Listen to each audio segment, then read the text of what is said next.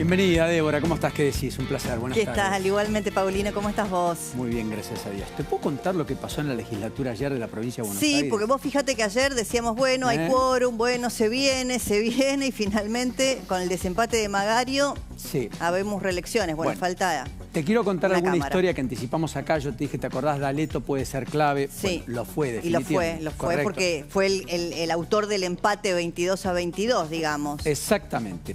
¿Cómo se llega al 22-22? En principio los 19 de Unión por la Patria, más 2 senadores que entraron con La Libertad Avanza, uno de los cuales fue el armador a nivel nacional de la campaña de Javier Milei. Hoy alejados. Carlos Kikuchi y el Mono Vargas, Sergio Vargas. Se abstuvo la tercera senadora que se había ido con ellos, se los llama Liberales Blue, Paola Ventura, no votó.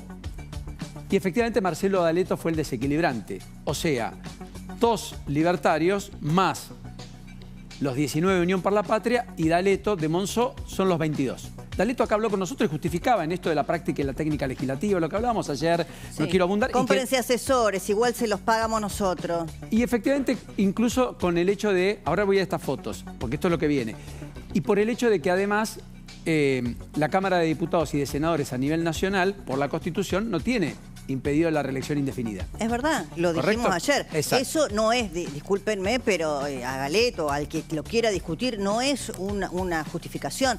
Tienen un montón de asesores y cuando se postulan al cargo, estudien el reglamento. ¿Tan difícil es estudiar el reglamento? Bueno, ¿quién votó en contra? Sofía Banelli, de Massa.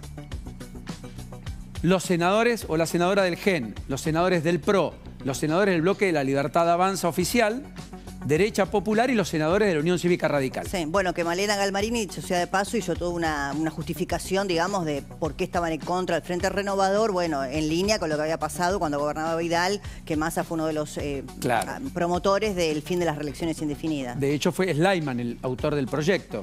¿Está bien? Bueno, entonces terminó 22-22, hubo empate, definió Magario, definió a favor de la reelección indefinida. Dijo, a diferencia de Cobo, yo soy una vicegobernadora que se alinea con el gobernador. Con orgullo, pero creo que usó la palabra orgullo. Yo digo orgullo, por favor. Bueno, en un ratito, si querés, lo podés escuchar. Ahora, sí te mostré estas 3 fotos. ¿Por qué? Porque ahora va todo a diputados, tiene media sanción. Va a tener que pasar por 3 comisiones. Una la preside la mujer que ves allí, Susana González, Asuntos Constitucionales, hija política de Mario Seco. O sea, Kicillof pura, que hasta acá no quería la reelección indefinida solo de los legisladores, quería la de los intendentes también. Cuidado, porque quizás un pedido de Susana González sea, incluyamos los intendentes también y todo vuelva al Senado. Legislación general, ¿quién la preside? Rubén Slayman, el que está en el medio, el hombre de Massa, el que hizo el proyecto para que haya reelecciones definidas, no indefinidas. Solo una reelección. Y el tercero, la reforma política, la Comisión de Reforma Política, es Emiliano Balbín. Es radical. Y el radicalismo no acompaña las reelecciones indefinidas. Con lo cual, a las 3 comisiones a las cuales tiene que ser girado el proyecto, la presiden 3 personas que en principio se oponen, así como está el proyecto, a lo que viene del Senado. ¿Sabés cuándo se va a tratar? O sea, se podría caer, según lo que vos estás contando. Lo que estoy contando es que si no tiene dictamen de comisión, tienen que juntar 2/3 del total de los 92 diputados. No creo que esté porque estuvo recontrajustado en Senado. No, eso es imposible, porque además el peronismo tiene 37 legisladores con los 11 de Massa. ¿Cómo llegás a 62 que tenés que juntar? No hay forma, igual, no hay manera. Digamos la verdad también, Paulino, hay mucha hipocresía, ¿no? Muchos de los que no están dispuestos a quedar expuestos con la votación en favor de las reelecciones indefinidas, están deseando que salga para que seguir adentro del negocio. Bueno, si querés, el proyecto de las reelecciones indefinidas lo presenta Luis Vivona, que es del kirchnerismo, que es el que no podría aspirar a un nuevo mandato, al igual que Teresa García, una de las espadas políticas históricas de Cristina Fernández de Kirchner. Bueno, solo quería contarte esto, más allá de que en el Senado además hubo un cambio reglamentario que no me pasa inadvertido, en medio de las acusaciones de la casta, se votó a sí misma, etcétera, las reelecciones, porque se habilitó y se creó, cambiando el reglamento, una 6ª vicepresidencia en el Senado. Sí, Diputados que está tiene a cargo de quién. Daniela Reich. ¿La mujer de quién? De Diego Valenzuela. Lo que pasa es que, viste, por ahí le decimos a la gente vicepresidencia sexta. Uno a veces escucha vicepresidente primero, vicepresidente segundo, se pregunta, bueno, ¿qué significa?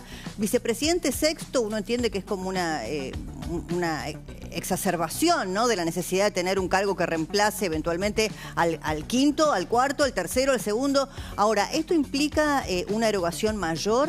¿Te da un plus desde el punto de vista económico, Paulino, la vicepresidencia sexta? Sí, claro, porque por eso se crea. De hecho, en la Cámara de Diputados hay 4 vicepresidencias y hay 92 legisladores. En el Senado hay 46 senadores y 6 vicepresidencias. Efectivamente, le da 2.000 módulos mensuales, algo así como 15 millones de pesos. 2.000 módulos mensuales. 15 millones de pesos. Entre otras cosas. No, igual acá es interesante cómo lo planteas, ¿no? Porque decís 15 módulos mensuales. También 2000. ha habido algo que yo creo que la gente ya está repodrida, que le tomen el pelo, ¿no? Que no han entendido el tiempo histórico que vivimos. ¿Qué es esto de ponerle eufemismos a la guita que se mete en el bolsillo? Entonces te dicen módulos, o contratos, o asesores. Pero la verdad, ¿por qué no? Yo preferiría que transparenten el número, como lo hicieron en el Senado de la Nación. Bueno, está bien, pagaron el costo político o no, vaya a saber cómo cae la gente. Levantaron la manito y dijeron sí, 9 palos. Sí.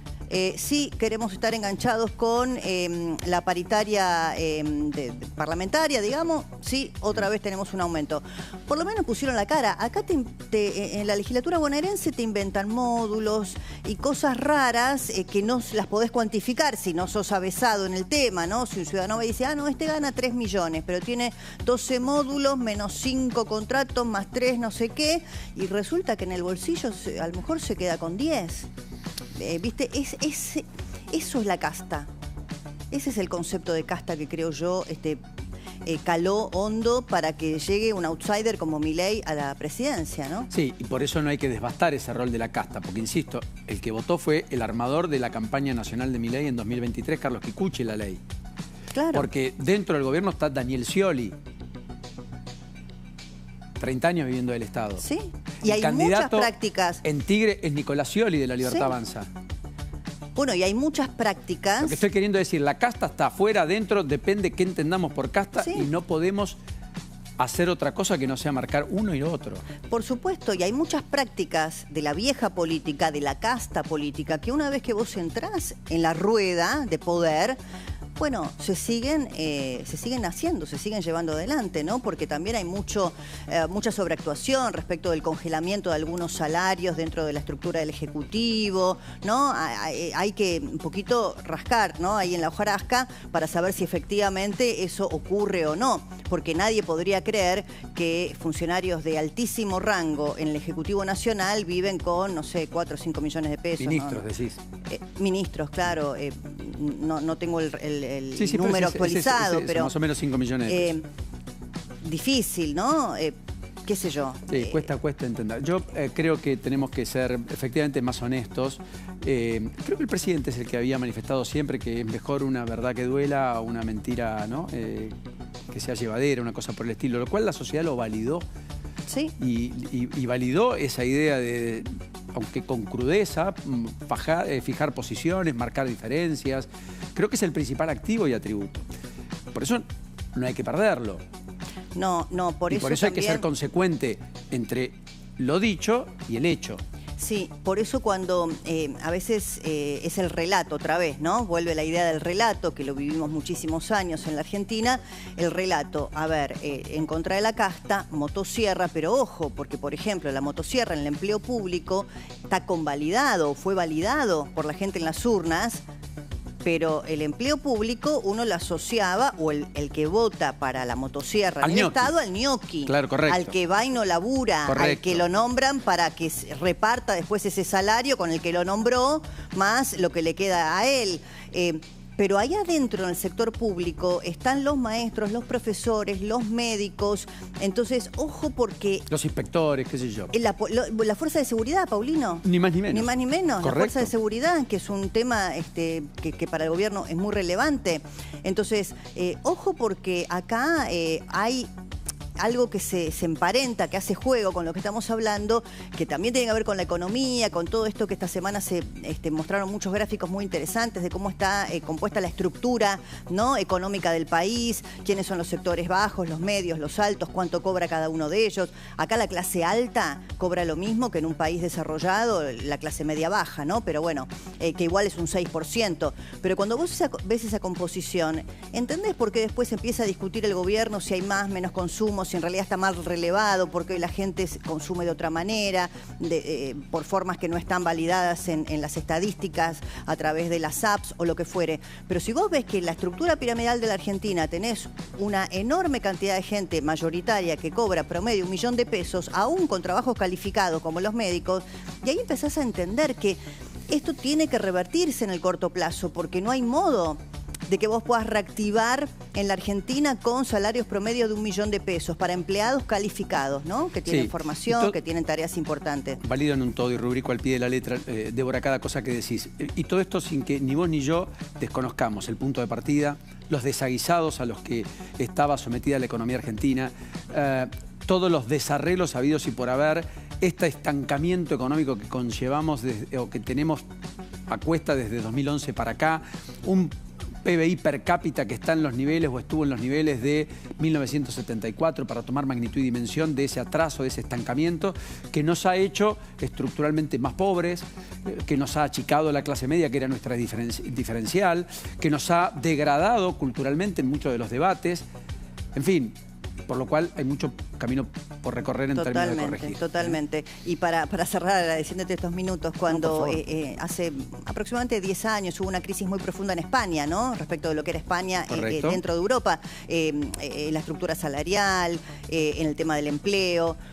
Pero siempre lo mirábamos diciendo, bueno, eso está ocurriendo, pero la infraestructura del país es una infraestructura de primer mundo, hiperdesarrollado. Entonces, una vez que logren recomponer esa situación social, esto arranca. Bueno, en la Argentina, además, cuando logremos, y ojalá así sea, recomponer esta estructura social deteriorada, tenés una infraestructura que convierte a este país, infraestructura no solamente vial, vos mirá nada más el parque automotor de la Argentina, ¿no? Entonces, bueno, nos falta mucho todavía. Ojalá estemos en el camino correcto, no lo sabemos. Algún día hay que empezar, pero nos falta bastante. Totalmente. Portugal, además de España, no te olvides que tuvo la crisis a comienzos de la década del 10, de la cual salió con éxito, hiperendeudado, un ajuste muy duro, pero la infraestructura estaba. Y el día después, la salida fue más veloz. Totalmente.